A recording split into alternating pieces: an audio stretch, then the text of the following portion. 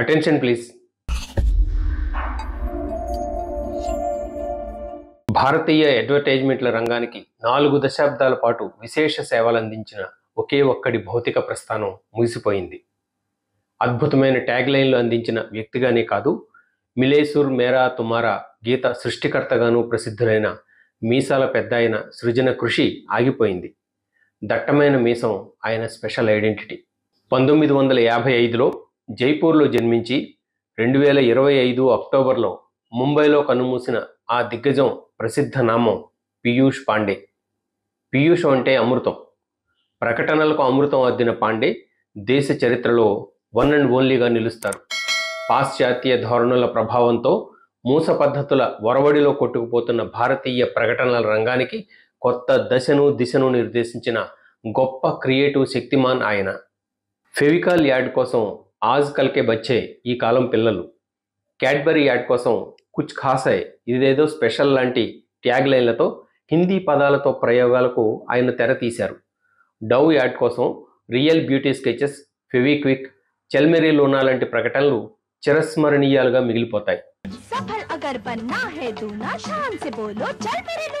అచ్చే దిన్ ఆనే వాలీ హై, మంచి కాలం రాబోతోంది అంటూ మోదీ చిత్రంతో రూపొందించిన ప్రకటనలు భారతీయ జనతా పార్టీ ప్రచారోద్యమానికి జీవనాడులయ్యాయి. పీయూష్ పాండే ఎంతటి క్రియేటివ్ జీనియసో, భారతీయ అడ్వర్టైజ్మెంట్ రంగంపై ఆయన వేసిన ముద్ర ఎంత బలమైనదో చెప్పడానికి ఉదాహరణలు ఒకటా రెండా? ఫెవికాల్ బస్ రైడ్ యాడ్ చూసారా? రోడ్డు కాదది, ఏదో మారుమూల ప్రాంతం, దుమ్ము రేగుతూ ఉంటుంది. ఒక బస్సు నెమ్మదిగా భారంగా వెళ్తూ ఉంటుంది. దాని నిండా పైన అన్ని వైపులా ఒకరినొకరు అతుక్కుపోయినట్లు జనం, పిల్ల పీచు పిట్ట మేక సకుటుంబ సమేతంగా భారీ సవారీ. ఆ బస్సు వెనక రాసి ఉంటుంది ఫెవికాల్ ది అల్టిమేట్ అడ్హెజివ్. గ్రామీణ భారతీయ నేపథ్యం తీసుకుని ఫెవికాల్కి అటువంటి సూపర్ హిట్ ప్రకటన రూపొందించింది మరెవరో కాదు, పీయూష్ పాండే. ఫెవిక్విక్ 4 చుక్కలతో 4 చేపలను పట్టినవాడు. వడాఫోన్ కస్టమర్ బేస్ పెంచిన బుజ్జి కుక్కపిల్ల. జూజూస్ కోడిగుడ్డ ఆకారాల్లోని వింత జీవులు. క్రికెట్ స్టేడియాన్ని హోరెత్తించిన క్యాడ్బరీ యువతి. ఇటువంటి ఎన్నో విజయవంతమైన ప్రకటనల వెనక ఉన్నది ఓగల్వీ సంస్థ అయితే, ఓగల్వీని టాప్ యాడ్ ఏజెన్సీగా కథం తొక్కించి సృజనాత్మకతకు పట్టం కట్టిన వ్యక్తి పీయూష్ పాండే. జైపూర్లో పుట్టిన ప్రాంతంలోనే పాండే ప్రాథమిక విద్యాభ్యాసం జరిగింది. ఢిల్లీ సెయింట్ స్టీఫెన్స్ కాలేజీలో పోస్ట్ గ్రాడ్యుయేషన్ చేశారు. 1980ల మొదట్లో ముంబై నగరంలో అడుగుపెట్టారు. పాండే జీవితం మలుపు తిరిగింది అక్కడే. అతడి టాలెంట్ గుర్తించిన స్నేహితుడి ప్రోద్బలంతో 1982లో ఓగల్వీ ముంబైలో ట్రైనీ అకౌంటెంట్ ఎగ్జిక్యూటివ్గా పాండే చేరారు. ఓ పక్కన క్లయింట్లకు సేవలు అందిస్తూనే ట్యాగ్ లైన్స్ పైన దృష్టి సారించారు. పాండే మొట్టమొదటి score Unilever brand sunlight detergent powder. అలా 6 ఏళ్లు గడిచాయి. యాడ్ ఫిల్మ్స్లో హిందీ వాడకం బాగా పెరిగింది. మాస్ని అమితంగా ఆకట్టుకునే ట్యాగ్ లైన్స్ వరుసగా పుట్టుకొచ్చాయి. పాండే ప్రతిభా పాటవాల్ని గుర్తించిన యాజమాన్యం క్రియేటివ్ విభాగానికి అతన్ని పంపించింది. పాండే వెనక్కి తిరిగి చూసుకోలేదు. హర్ ఘర్ కుచ్ కెహతా హై, ఏషియన్ పెయింట్స్ లాంటి పొందికైన పదాల అల్లికతో మాటల మాంత్రికుడిగా ఎదిగిన పాండే ఇష్టంగా నడిచిన తోవ ఎందరికో దారిదీపమైంది. ఏమిటి పాండే ప్రత్యేకత?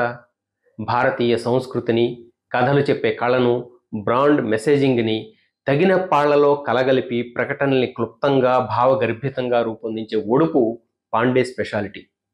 ప్రపంచాన్ని, మానవ సంబంధాల్ని, దేశార్థిక స్థితిగతుల్ని పాండే చూసే కోణం ప్రత్యేకమైనది. ఆ సమాచారం మెదడులో పదిలంగా నిక్షిప్తమై ఉండేది. అవసరమైనప్పుడు బయటకు వచ్చేది. మీకు సంగతి తెలుసా?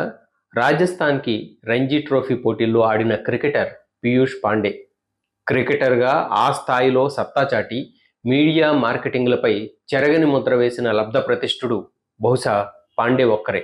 సాధారణ జనజీవితంపై పాండే అవగాహన ఎందుకింత విస్తృతమైంది?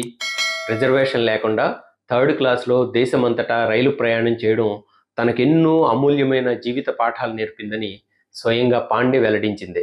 ఐకానిక్ ఫెవికాల్, క్యాడ్బరీ యాడ్స్ లాంటివి కాదు, పోలియో డ్రాప్స్పై అమితాబ్ బచ్చన్ని పెట్టి తీసిన ప్రచార చిత్రం వంటివి పీయూష్ పనితనానికి అద్దం పడతాయి. 40 సంవత్సరాల కెరీర్లో 1000కి పైగా అవార్డులు పాండే సొంతం అయ్యాయి. కేన్స్ లయన్స్ ఫెస్టివల్కి ఆసియా నుంచి ఫస్ట్ జ్యూరీ ప్రెసిడెంట్గా ఎంపికై పీయూష్ చరిత్ర సృష్టించారు. 70 ఏళ్ల అడ్వర్టైజింగ్ దిగ్గజం జీవన ప్రస్థానం ఆయన సమకాలికులకు భవిష్యత్ తరాలకు సైతం స్ఫూర్తి మంత్రంగా భాసిస్తూనే ఉంటుంది. మరో అంశంతో మళ్ళీ మీ ముందుకు వస్తాను. This is Balu Ekkal Devara signing off. నమస్తే.